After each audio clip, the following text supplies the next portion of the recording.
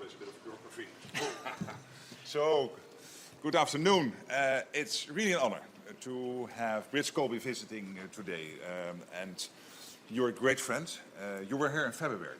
And then we discussed the absolute need for Europe to step up and Canada to step up in NATO and to have a more honest and a more equitable sharing of what you're doing within NATO with the United States. You coined the phrase NATO 3.0.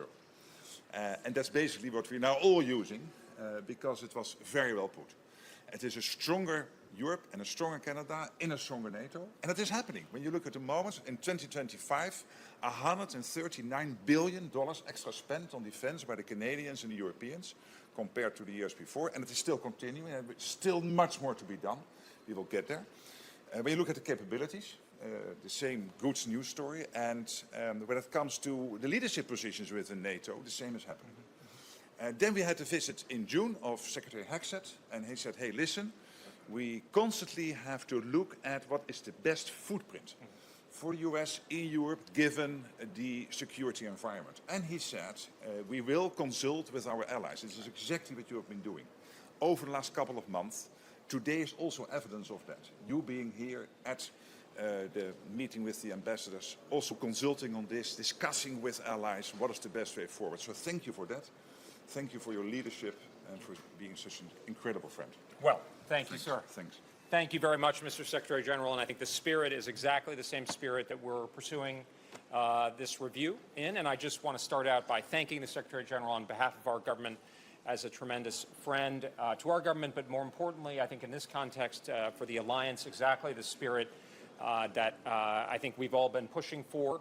And that really, I think, just to kind of center on how tremendous of an accomplishment, I mean, thanks to the Secretary General, thanks to President Trump, thanks to some key leaders here in Europe, to go from a conversation that was in quite a different place a couple of years ago to one where we're actually having a kind of down-to-business conversation about how we go forward together in a world in which Europe, which is obviously a very wealthy continent, can and is taking primary responsibility for its own conventional defense. Obviously, the United States remaining committed to NATO, remaining linked to this alliance here, of course, and also the lead, Europe taking the lead in support to Ukraine. So the spirit that we come in is obviously one, as you said, sir, of consultation, of engagement. We want to hear from our allies. I mean, that's the questionnaire that some of you asked about.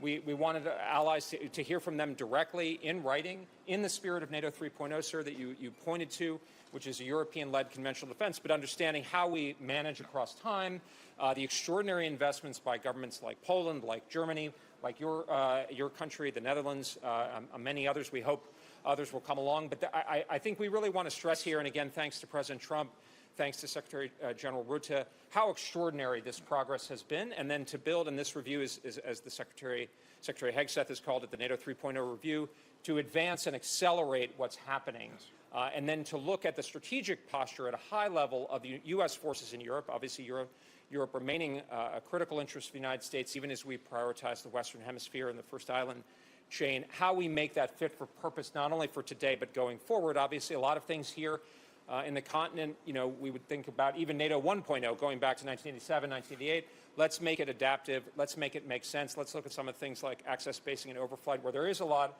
of good, but there's some things that we need to work out to make sense going forward. So that's the spirit. I'm here. I've already had a series of really great meetings this morning with European counterparts, with our incredible Ambassador Whitaker here.